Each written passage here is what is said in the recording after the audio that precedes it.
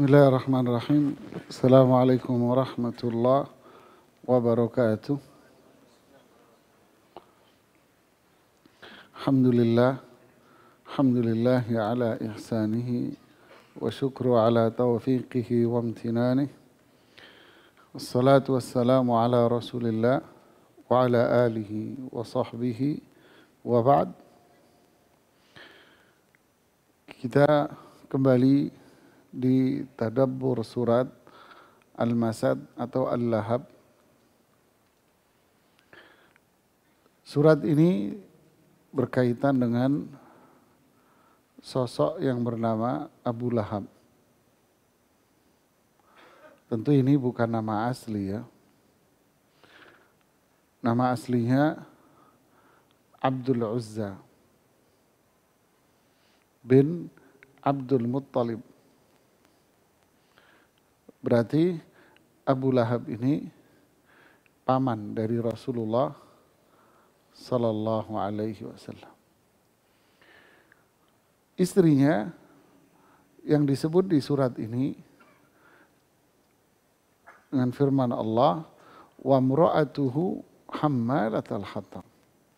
Wa mra'atuhu, dan istrinya dikenal dengan nama Ummu Jamil. Nama aslinya adalah Arwa bin Umayyah, saudara kandung dari Abu Sufyan.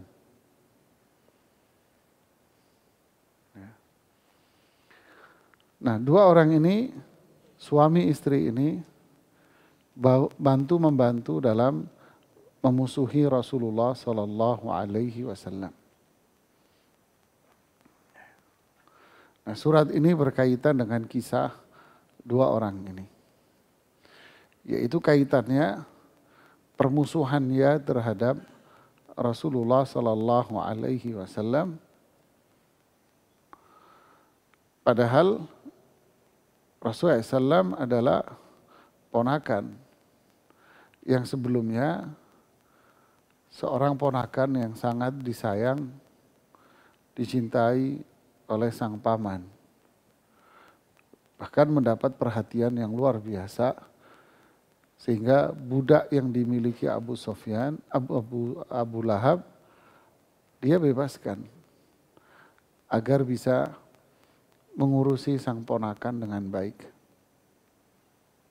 Kemudian menunjukkan perhatian dan kasih sayangnya ketika Rasulullah Sallallahu Alaihi Wasallam menikah dan punya anak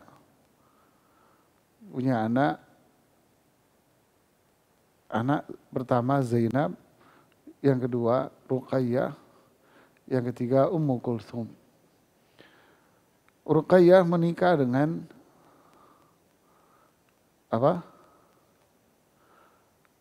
anak dari Abu Lahab, namanya Utbah. Ummu Kulthum menikah dengan adiknya, namanya Utaibah. Ini menunjukkan apa? Kedekatan yang luar biasa, kuat sekali. Tapi ketika Muhammad bin Abdullah ini diangkat jadi Nabi dan Rasul Sallallahu Alaihi Wasallam, mulai permusuhan itu menjadi sangat kuat sekali. Membenci, mencela, bahkan tak segan menunjukkan permusuhannya di depan khalayak ramai. Sampai mengarah kepada tindakan fisik. Nah, inilah yang menjadi sebab turunnya surat ini. Tabbat yada Abi Lahab. Yang kita kisahkan di pertemuan yang lalu, dimulai dari Rasulullah SAW mengumpulkan penduduk Makkah, lalu mengajak mereka untuk masuk Islam, dan disitulah Abu Lahab mengatakan, Tabban laka ya Muhammad, celaka kamu wahai Muhammad. Disinilah Allah marah dan membalas dengan ucapan dengan yang sama. Tabbat yada abi lahabin wa tab. Justru yang binasa, yang celaka adalah siapa? Abu Lahab. Yang menarik di sini jemaah adalah penjelasan di kitab Tafsir Adwa'ul Bayan. Di mana di dalam tafsir ini dijelaskan Rasulullah Sallallahu Alaihi Wasallam dikenal seorang yang lembut, santun, bicara, sikapnya sangat lembut dan santun. Tapi kenapa kok ayat ini turun dengan bahasa yang tidak mencerminkan kesantunan dan kelembutan? Paham tidak? Celaka Abu Lahab. Ada kesantunan di bahasa ini? Tidak kan? Tidak ada. Padahal Rasulullah SAW dikenal dengan sosok yang sangat penyantun. Kenapa kok bisa demikian? Kok tiba-tiba turun ayat yang memberikan makna itu nggak santun gitu ya. Ternyata dianalisa di dalam tafsir ini, model yang sama terjadi pada Nabi Ibrahim alaihissalatu wassalam. Nabi Ibrahim dan semua nabi pun dikenal dengan kesantunannya, ucapan maupun perbuatan. Diabadikan ucapan Nabi Ibrahim yang sangat santun kepada sang ayah, yaitu Azar. Ya abati la ta'budi syaitan. Ayah, jangan nyembah setan. Ini santun apa enggak? Santun kan? Santun. Kemudian, ya abati inni qad ja'ani minal ilmi ma lam ya'tika fattabi'ni ahdika siratan sawiyah. Wahai ayahku, telah datang kepadaku ilmu yang engkau tidak memilikinya. Ikutilah aku, nanti saya akan tunjukkan jalan yang lurus. Santun apa tidak? Santun. Lagi. Tapi setelah itu Allah kisahkan, falamma tabayyana lahu annahu aduwwun lillah. Setelah posisinya jelas bahwa bapaknya itu musuh. Nah, lo tadi ngomong ayahku, ayahku. Tapi setelahnya apa? Oh, bapakku ini musuh. Tabarra'a minhu. Lepas diri dari ayahnya. Apa komentarnya? Dikomentarin. Ketika Rasulullah SAW berharap akan keislaman Abu Lahab. Ketika Nabi Ibrahim berharap akan keislaman sang ayah. Maka bahasa dan sikap yang dikeluarkan apa? Santun, lembut. Ternyata ini orang musuh. Menunjukkan permusuhan. Maka disitulah kesantunan itu hilang. Tabbat yada abi lahab. Celaka kamu. Faham? Apa pelajarannya buat kita? Ketika kita ingin, ini kita bicara tentang akhirat ya, nggak bicara tentang produk barang lo ya. Saya nggak bicara produk barang. Ketika kita hendak menasehati orang, berharap agar dia mendengarkan kita. Berharap agar dia faham tobat. Gimana caranya? Kesantunan. Walaupun nih orang badung ibaratnya jemaah. Nakalnya pol sudah gak keruan. Tapi kita berharap kebaikan dari dia. Maka apa? Tunjukkan santun. Ini hikmahnya dari kisah ini. tunjukkan kesantunan. Tapi ternyata nih orang sudah bolak-balik dinasehati, tapi tidak menunjukkan sama sekali, bahkan mengarah kepada apa? Memusuhi Anda. Dengan permusuhan yang luar biasa. Maka Allah bilang di surat Al-A'raf, wa'mur khudhil afwa wa'mur bil urfi wa'arid anil jahilin. Maafkan kesalahannya, ajak dia berbuat baik. Kalau tidak bisa, bahkan memusuhi Anda, wa'arid anil jahilin. Tinggalkan dia. Itu hikmahnya. Ya, tinggalin sudah. Tapi kalau kita masih terus berharap kebaikan, ya teruslah. Karena kita tak tahu kapan hidayah itu akan tiba. Nah, ranah kita adalah ranah kita tak tahu hidayah itu kapan.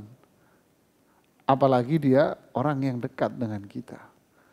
Maka tunjukkan kebaikan. Kemudian pada ayat yang berikutnya, ma aghna anhu wa maluhu wa ma kasab. Tidak bermanfaat baginya apanya? Ma aghna, enggak manfaat bagi dia. Maluhu, harta dia. Wa ma kasab, dan apa yang dia hasilkan, yaitu anaknya. Artinya kekufuran menjadikan pelakunya itu akan binasa. Dan tidak akan ada yang bisa membantu dan meringankan dia sama sekali. Tidak akan ada yang bisa menolongnya. Begitulah pula seseorang yang berbuat syirik kepada Allah. Begitu pula pelaku dosa besar. Seseorang yang berbuat kejahatan, nanti di akhirat tidak akan ada yang bisa menolong dan membantu dia. Harta dia, keluarga dia, kedudukan dia, tak akan ada yang bisa membantu dan menyelamatkan. Fa amma man utiya kitabahu bisimalih. Adapun mereka yang mendapatkan catatan amalnya dengan tangan kiri, artinya kebinasaan, kebanyakan dosa. Fayaqulu ya laitani lam uta kitabiyah. Maka muncul penyesalan. Coba andai aku tidak mendapatkan catatan ini. Artinya andai tidak ada hari pembalasan hisab. Lam uta kitabiyah. Walam adri ma hisabiyah. Andai hisab ini, pembalasan ini tidak ada. Ma aghna anni maliyah. Hartaku gak manfaat. Halaka anni sultaniyah. Kedudukan jabatanku pun sudah hilang dan lenyap. Gak ada yang manfaat. Yang Allah pun berfirman di surat yang lain, yauma yafirrul mar'u min akhi wa ummihi wa abi wa sahibatihi wa bani. Keluarganya pun tidak ada yang bisa membantu jemaah. Semua akan sendiri-sendiri. Dia akan lari dari anaknya, dari istrinya, suaminya, dari ayahnya, ibunya, semua. Likulli imri'in minhum yawma idzin sya'nun yughni. Setiap orang punya urusan sendiri-sendiri. Tidak ada yang bisa bantu jemaah. Tidak ada. Wala yas'alu hamimun hamima yubassarunahum. Teman akrab tidak akan bisa membantu temannya. Padahal saling melihat. Tidak bisa. Ayat ini yang kedua ini muncul karena ungkapan Abu Lahab. Dia mengatakan, idza kana ma yaqulu ibnu akhi haqqan. Kalau yang diucapkan oleh ponakanku itu benar, bahwa aku binasa, masuk neraka, fa inni aftadi nafsi yaumal qiyamah minal azab bimali wa waladi. Maka saya akan tebus diri saya pada hari kiamat nanti dari azab yang disampaikan ponakanku itu dengan hartaku dan anakku. Nah, kalau Allah balas, nggak bisa. Subhanallah. Menunjukkan bahwa manusia yang jauh dari Allah, sebetulnya mental dia adalah mental egois. Ketika dalam kondisi kepepet, jangankan teman, jangankan orang lain, anaknya pun akan dia korbankan. Kalau dia dalam posisi terjepit. Yang penting saya selamat. Ini tadi saya akan korbanin. Anakku tak korbanin, yang penting aku bebas. Inna lillahi wa inna ilaihi raji'un. Kayak binatang kan, kalau kelaparan yang dimakan siapa? Anaknya. Coba kucing ente yang punya anak, jangan dikasih makan. Dan kucing ente punya anak, jangan dikasih makan. Apa yang terjadi? Dimakan itu anaknya, iya kan? Dulu saya punya kucing, punya anak banyak. Pagi-pagi saya lihat anak kucing saya itu tinggal kepalanya doang. Ih, geli saya ngelihat. Tinggal kepalanya doang. Dimakan sama dia.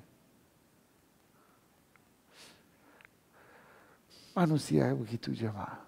Kalau udah jauh dari Allah, anaknya dimakan. Ya dimakan dalam artian dengan berbagai macam bentuk varian ya kan. Bisnis, dia tak segan menghabisi bisnis anaknya kalau memang dia kepepet. Lalu dia datang seolah-olah sebagai Superman. Padahal yang menghancurkan bisnis anaknya siapa? Bapaknya dia. Anak datang, ya bisnisku bangkrut. Oh iya, waduh pura-pura pelon. Ada nggak? Banyak. Nauzubillah jemaah. Ini pelajarannya. Pelajaran lagi bahwa ternyata dunia yang dikejar sedemikian rupa ini. Toh kita mati sendiri, meninggalkan segala yang dia kejar-kejar selama ini. Ditinggalkan sendiri. Hartanya nggak manfaat buat dia di kuburan. Kata orang,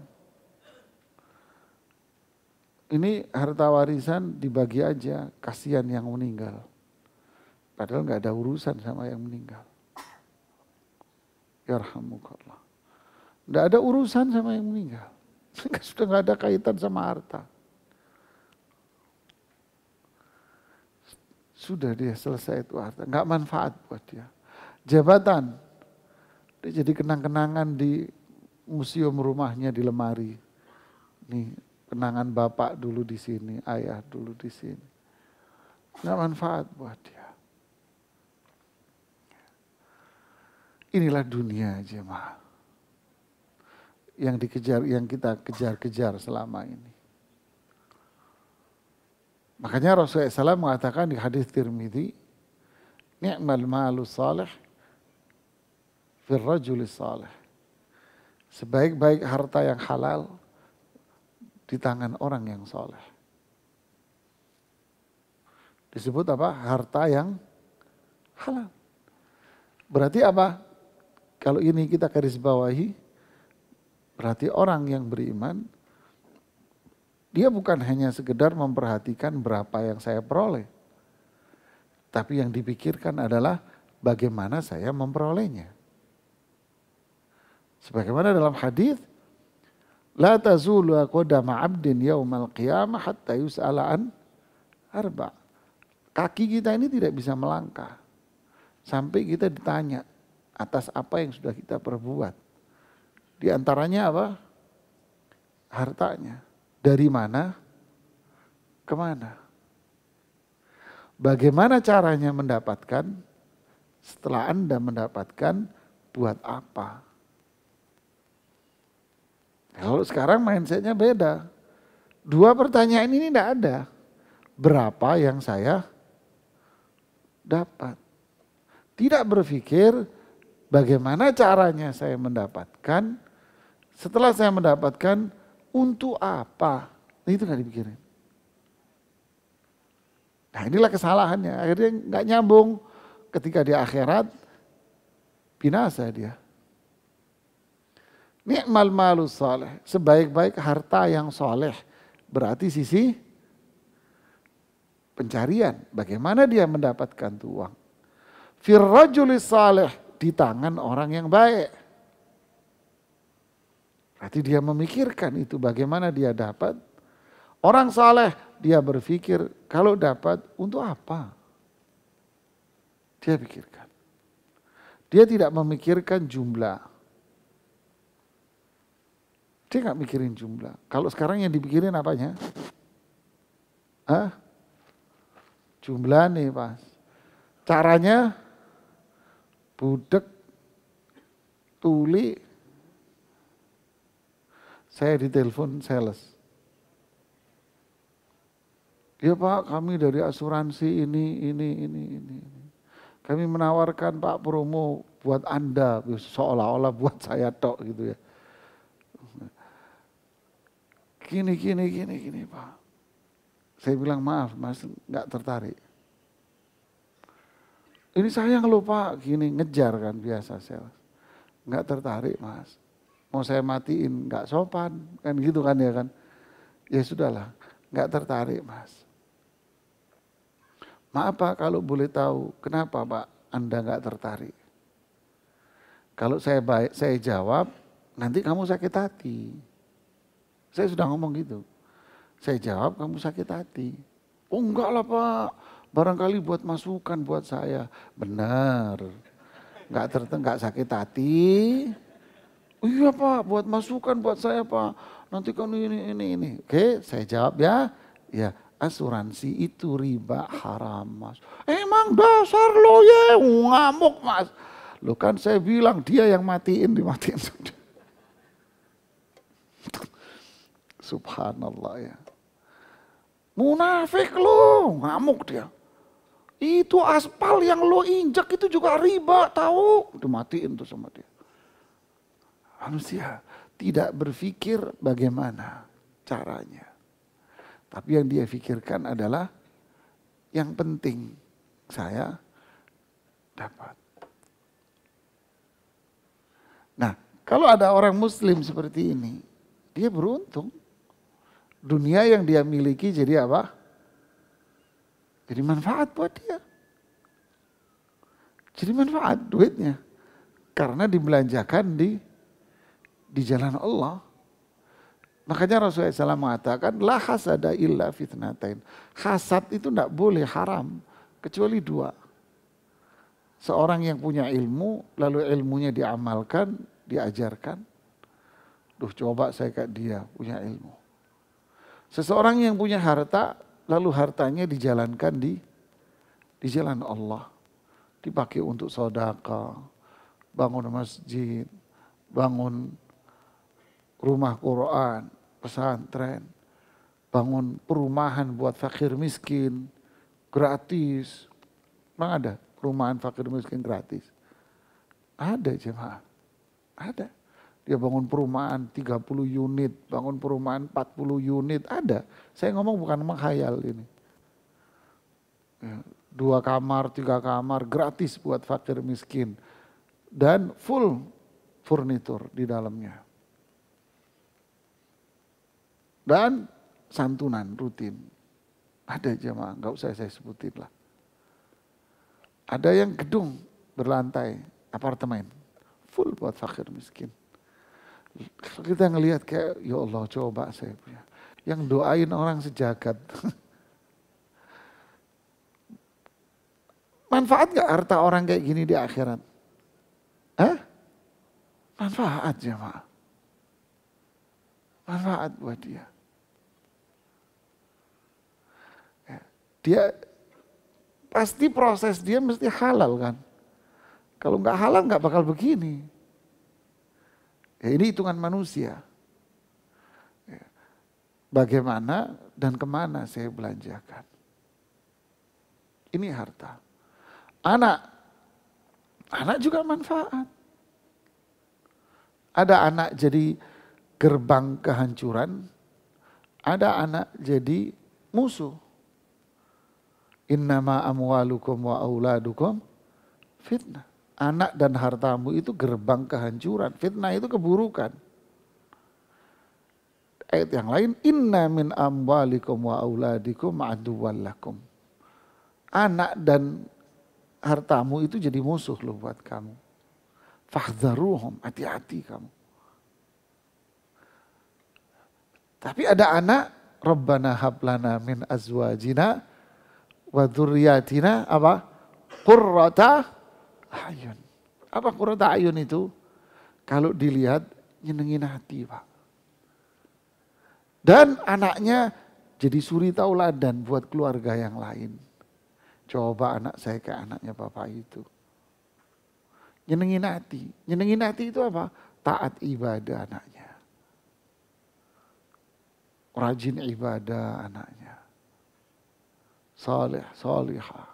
Bukan duniawi.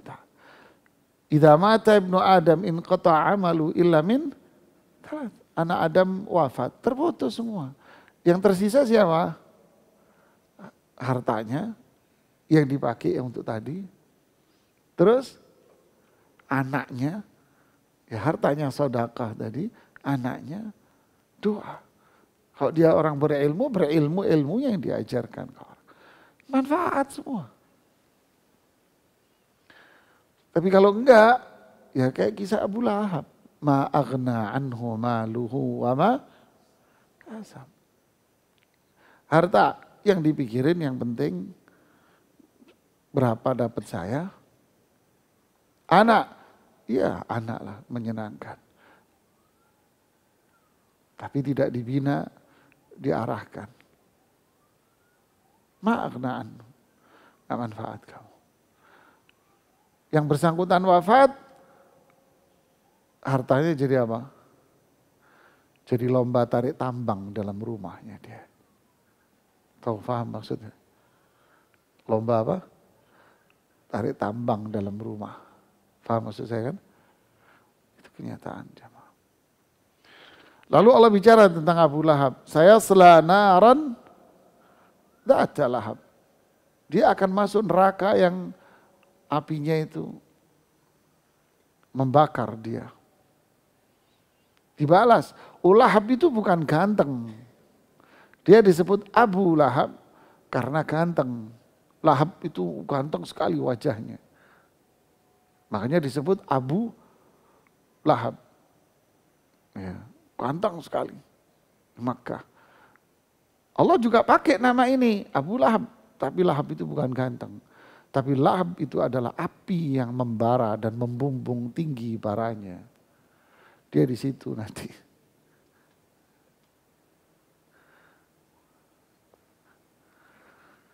Artinya sehebat apapun seseorang kalau tadi harta, keturunan, berarti kali ini apa? Dirinya.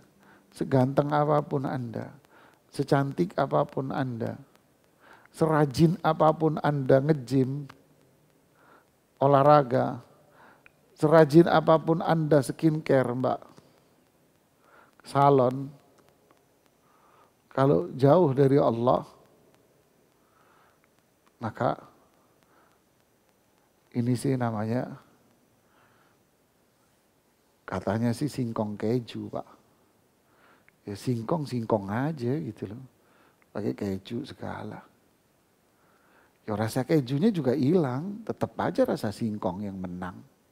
Singkong Jepang. Walah singkong Sukabumi kok ke Jepang. Singkong aja Pak. Sisi lain, siapa namanya? Sahabat radhiyallahu taala anhu, Bilal. Jelek cuma hitam kelam. Rambutnya kayak mie, linting-linting gitu. Hitam kelam. Keturunan gak ada.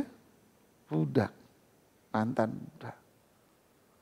Kaya, miskin. Tampang gak ada.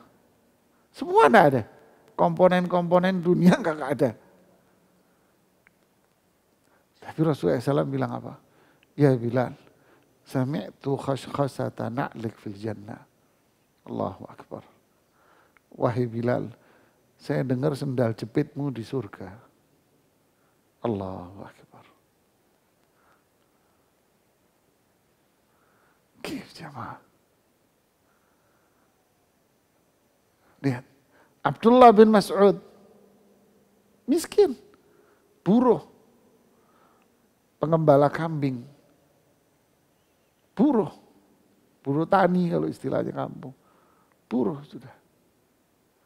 Fisiknya kurus. Kecil, pendek, naik pohon bidara. Kalau pohon bidara kita pendek-pendek ya.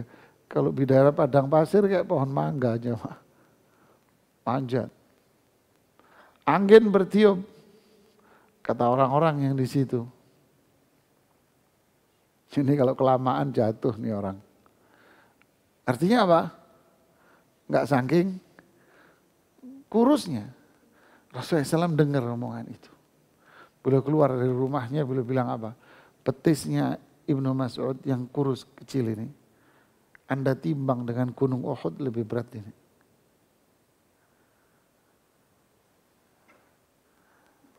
Orang kemuliaan bukan dari penampilan fisik siapa. Ada yang ganteng mulia juga ada. Abu Bakar, Umar, Utsman, Ali kan ganteng-ganteng jemaah. Putih-putih. Putih-putih mereka ganteng. Istrinya Rasulullah SAW, ayu-ayu jemaah. Istri Rasulullah SAW yang paling cantik itu Ummu Salamah. The best kecantikannya. Ketika menikah, gak ada yang tahu Ummu Salamah itu cantik. Gak ada yang tahu. Ketika mau menikah dengan Rasulullah SAW, rame semadinah. Apa yang dibicarakan? Kecantikannya. Luar biasa. Aisyah penasaran. Aisyah radhiyallahu anha kan cemburuan. Penasaran. Secantik apa sama gue seakan-akan begitu ya. Fatalatoftu ilaiha. Tahu kata talatoft? Nyelinep-nyelinep. Bahasanya gitu. Pengen tahu saya. Masuk waktu pernikahan. Ngeliatlah Ummu Salamah. Kata Aisyah, ini ternyata orang-orang ini bohong semua. Katanya cantik banget, bohong. Kenyataannya apa? Kenyataannya jauh dari yang mereka ucapkan. Maksudnya lebih cantik dari ceritanya. Yang mulia. Zainab bintu Jahsh. Cantik. Aisyah cantik. Hafsah cantik. Yang mulia. Yang jelas itu kan bukan tolak ukur. Tapi kalau cantik, mulia, salihah, ganteng, saleh. Tapi zaman now sekarang perempuan gajinya habis buat skincare. Yang di belakang tuh.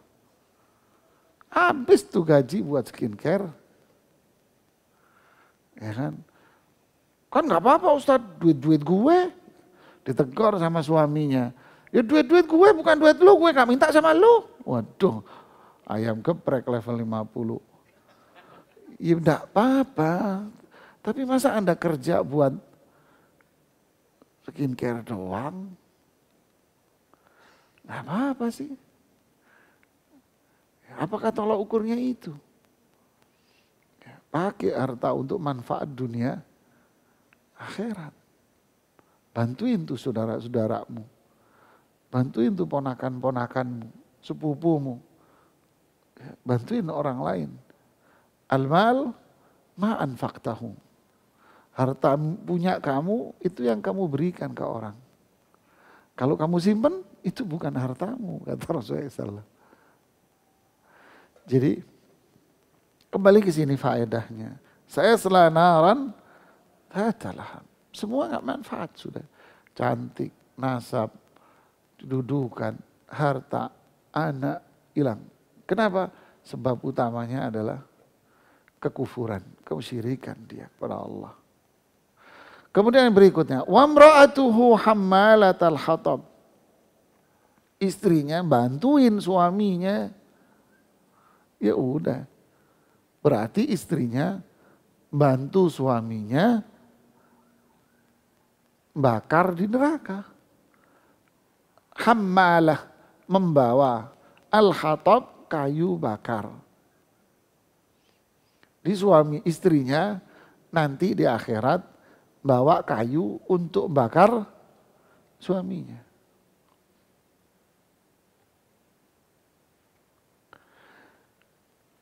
Di riwayat yang lain, penjelasan lain dari para ulama tafsir, yang dimaksud membawa kayu bakar di sini adalah kiasan. Itu apa? Dia jadi tim buzzer. Bininya ini, dia mainnya, jobnya beda dia. Dia jobnya job main di medsos dia. Dia jadi tim buzzer di situ dia. Hammalatal hatab, dia bangun opini publik. Ngecewek kok, pinter ngomong. Iya kan? Inti ngomong sebentar, cewek sudah berlembar-lembar. Timnya dia, bangun opini dia di sana. Apa itu? Tukang fitnah. Nyebar, ngadu domba, keburukan. Apalagi zaman bulan-bulan ini ya, akhirnya kita jangan sampai jadi sales dari PT Ghibah Nasional loh ya. Jangan ikut-ikutan ente, ikut-ikutan nge-share karena ente condong ke calon yang A umpama. Calon B, C, ente jadi salesnya, jangan. Bahaya ini. Boleh Anda memilih, tapi apa? Jangan jadi tim marketingnya. Tim marketing ikut nge-share, tuh kan bener tuh, lihat tuh videonya. Ente ikut-ikutan nge-share video. Jadi sales ghibah nanti ente. Jangan, dosanya terlalu berat jemaah. Ya, tonton aja udah diem aja, gak usah ikut-ikutan. Pilih tapi jangan. Nah kembali ke sini, ada yang menafsirkan hammalatal hatab artinya namimah. Ngadu domba. Itu buzzer deh. Apa pelajaran yang bisa kita ambil? Rasulullah SAW pernah bersabda dalam hadis, "Man jahaza ghaziyan fahuwa fi sabilillah." Siapa yang menyiapkan peralatan perang, maka dia mendapatkan pahala jihad di jalan Allah. Apa maksudnya? Istri Anda mau ke masjid. Istri Anda bilang, ya ini baju kokomu. Pergi ke masjid. Jangan pakai itu, ini baju koko. Ini sarung pakai kain aja. Umpamanya. Anda sholat, maka istri Anda dapat sholat berjamaah di masjid. Seperti Anda, persis. Kok bisa? Ya karena istri Anda yang menyiapkan baju buat Anda.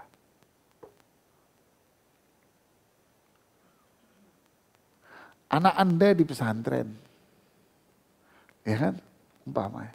Anda ikut menyiapkan kebutuhan, istri Anda ikut menyiapkan kebutuhan. Maka Anda dan istri Anda mendapatkan pahala mencari ilmu persis seperti anak Anda di pondok, tanpa dikurangi. Ini kaidah, siapa yang menyiapkan peralatan perang, dia dapat pahala jihad.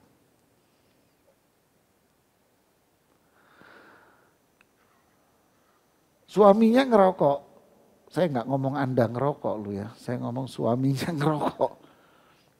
Ya. Kata gantinya saya rubah deh, suaminya ngerokok. Istrinya beliin rokok suaminya. Maka istrinya dapat dosa ngerokok seperti suaminya ngerokok. Begitulah seterusnya jemaah. Makanya kaidahnya di Quran apa? Wa ta'awanu 'alal birri wat taqwa wala ta'awanu 'alal itsmi wal 'udwan. Kamu saling bantu untuk pekerjaan ketaatan, kebaikan, perbuatan yang bisa menjadikan manusia ini rukun akur. Itu bantuin dia. Adapun perbuatan dosa, perbuatan yang bisa menjadikan orang itu gontok-gontokan, ya, serang menyerang, jangan dibantuin mas. Ustadz, saya di hire untuk menjadi tim IT dari grup ini untuk apa? Menaikkan dia untuk merangin fulan. Berarti Anda tim apa? Tim gontok-gontokan jemaah. Tim nyuruh orang perang. Tim bikin suasana negeri kacau. Jangan mas. Nanti penghasilanmu jadi haram loh. Begitu seterusnya. Lihat. Wa mra'atuhu hammalatal hatab. Ini bininya ini bantuin Abu Lahab. Akhirnya dua-duanya 2 in 1 dikumpulin jadi satu sama Allah di neraka. Ini pelajaran luar biasa ini. Punya teman Anda berbuat maksiat, nasihati yang lembut. Nasihati lagi yang lembut. Nggak mau, tinggalin mas. Jangan dibantu. Sedikit pun jangan dibantu. Ustaz, saya punya pekerjaan. Apa itu? Suplai ATK di bank konvensional.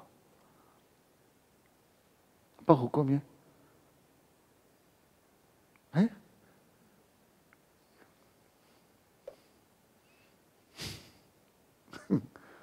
Bantuin tidak? Bantuin.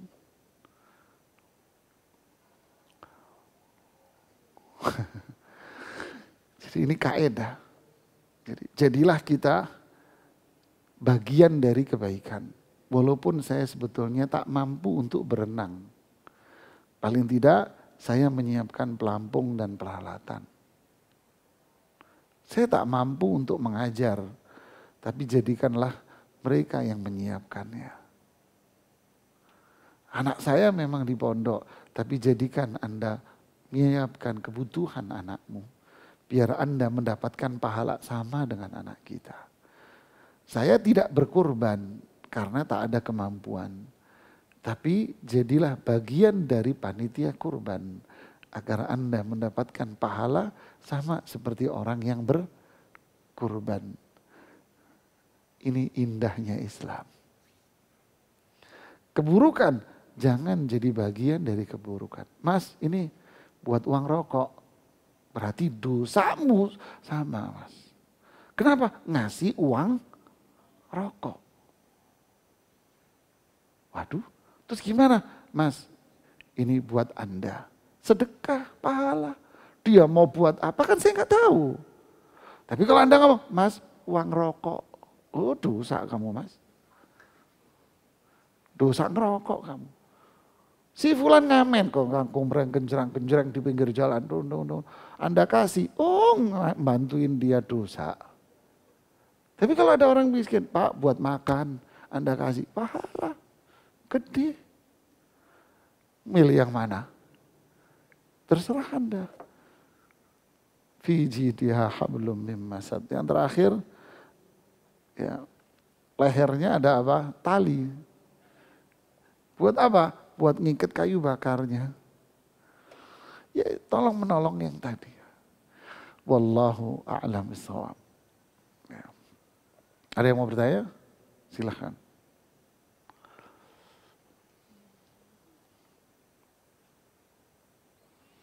Alhamdulillah nggak ada yang nanya.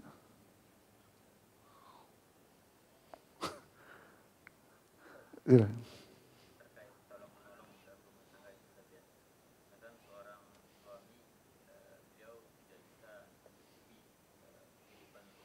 Masya Allah, keren ini.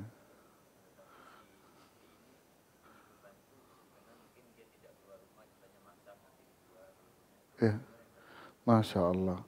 Jadi seorang suami bekerja, tapi penghasilan dia belum bisa memenuhi kebutuhan rumah. Lalu si istri ingin membantu, dia jualan, pinter masak, pinter bikin kue, roti, lalu dijual lewat media sosial. Maka istri ini telah berbuat kemuliaan yang begitu besar, jemaah. Rasulullah SAW bersabda, "Ma at'amta li ahlik falaka biha sadaqah." Makanan yang Anda sajikan untuk keluargamu itu bernilai pahala sedekah. Jadi kalau seorang istri, jangankan seperti itu. Dia masak, ngurus rumah, nyuci baju. Akhbiri man wara'aki. Beritahukan kepada semua perempuan di belakangmu. Ketaatanmu sama suami. Kamu nyuci baju suamimu itu. Pahalamu sama seperti laki-laki yang jihad perang di jalan Allah.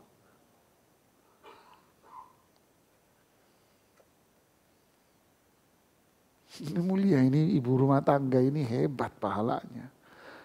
Tapi sayang, populasi setan lebih banyak. Karena setan tidak mati-mati dari zaman dulu, Pak. Dianggap Anda harus kerja mana, ini gitu ya. Apalagi dia membantu kekurangan suami. Dia kerja di rumah. Gak apa-apa, mulia. Ya, kerja di rumah, mulia. Yang dia peroleh dipakai untuk bantu rumah tangga. 1 rupiah yang Anda keluarkan, kata Rasulullah SAW kepada Zainab, istrinya Abdullah bin Mas'ud, itu sedekah buat kamu. Sedekah banyak nih istrinya, menang banyak nih. Ya, menang banyak dia. Nah, inilah indahnya Islam. Ya. Jadi bukan berarti perempuan gak boleh bekerja, boleh. Bekerja di mana? Ada jamaah saya kajian, rumah tangga ibu-ibu, kerja di rumah. Kerja di rumah. Haji sama saya waktu itu udah lama bayar 21.000 US. Sebelum Covid, Pak. Tapi kerjanya, Bu kerjanya apa, Bu? Haji berdua sama suaminya. Suaminya ketawa-ketawa aja. 21.000 US, Mas. Dia ketawa, saya online Ustaz. Online, ya. Diem, saya nggak mau nanya lagi, sudah. Kepo dong nanya urusan orang. Suaminya yang bisikin, tanyain Ustaz, berapa sebulan? Suaminya yang nyuruh, ya saya tanya, berapa Mbak? Tawa dia. Ya paling tidak saya sebulan untung bersih bisa 300 juta Ustaz. Dodolan opo Mbak? Mbak apa? Jualan opo nih? Jualan apa kamu Mbak? Jualan kerudung jilbab. Allahu Akbar. Di rumah tok, di rumah tok. Menghidupkan ekonomi ini namanya. Saya memotivasi ibu-ibu yang di belakang. Ya.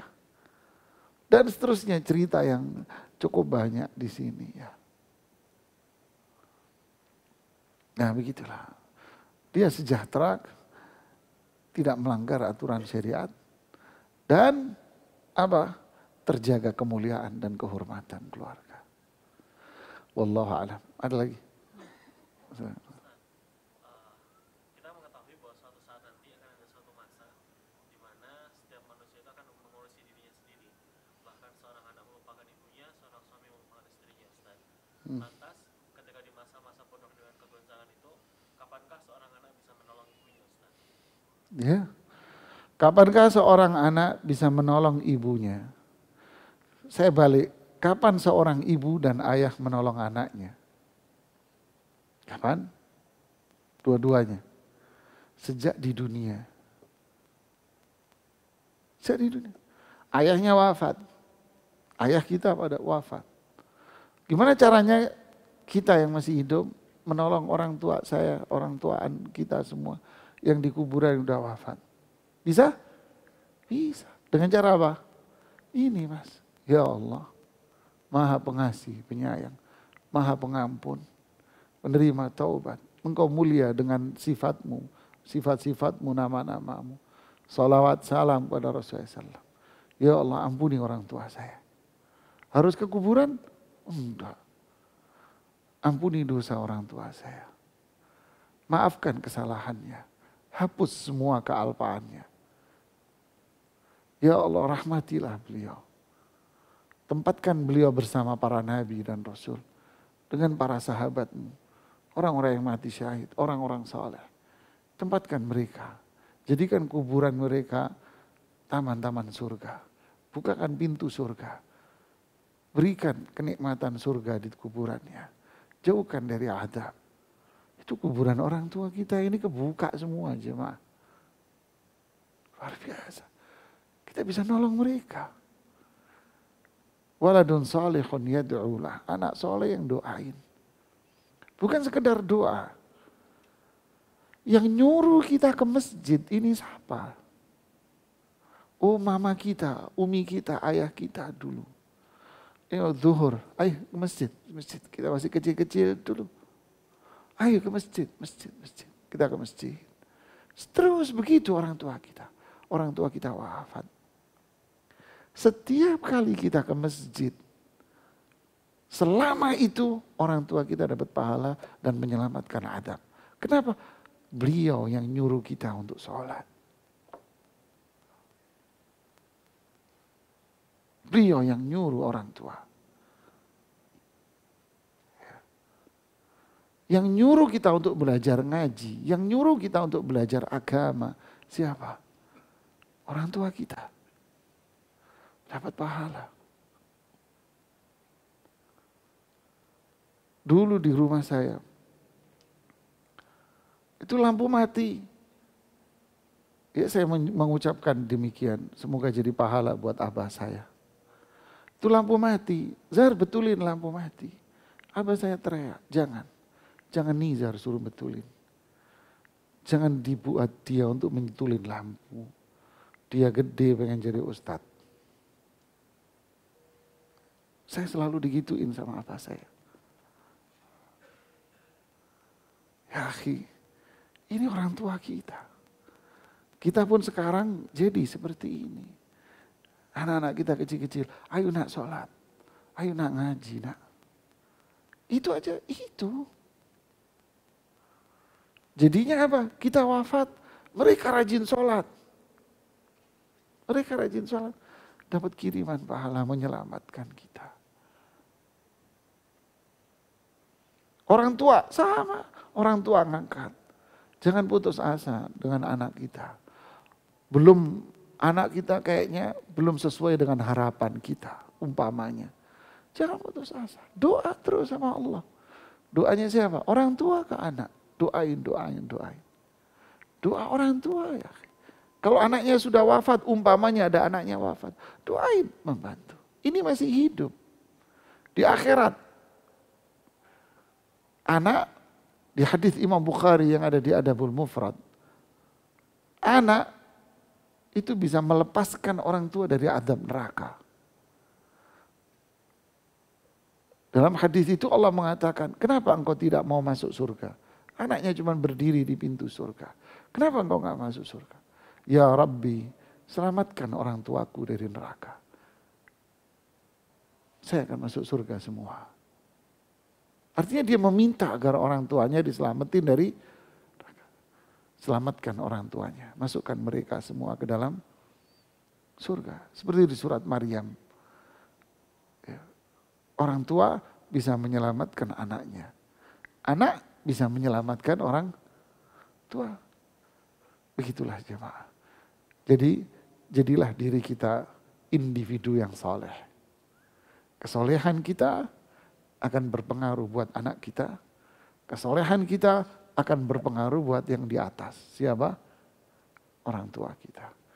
Semoga Allah meneguhkan iman kita semuanya dan menjadikan kita sebagai hamba Allah yang saleh dan salihah Dan semoga Allah memberikan kepada kita pertemanan-pertemanan yang soleh dan solihah, dan menjauhkan dari diri kita semua keburukan-keburukan dari berbagai macam jalan.